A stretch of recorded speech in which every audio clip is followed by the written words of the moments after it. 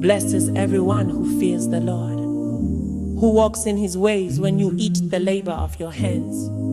You shall be happy, and it shall be well with you. Udala aliyense wochitamanta kwa Yehova, amene amayenda manjira zake. Udzadya ntchito ya manjako, udzakhala wokondwa, ndipo zinthu zidzayenda bwino kwa iwe. Mkazi wako adzakhala ngati mphesa yopatsa zipatso pakati pa nyumba yako.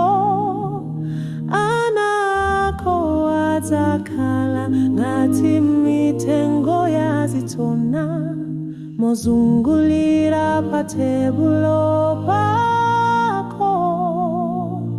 Your wife shall be like a fruitful vine in the very heart of your house, your children like olive plants all around your table.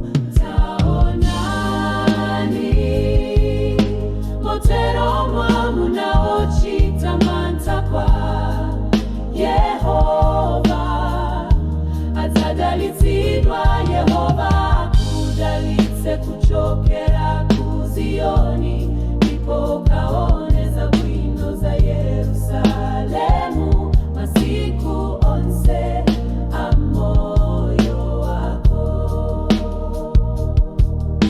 Behold, thus shall the man be blessed who fears the Lord bless you out of Zion. And may you see the good of Jerusalem all the days of your life. Inde ukaone ana kontendere ukalepa Israeli. Yes, may you see your children's children. Peace be upon Israel. Oh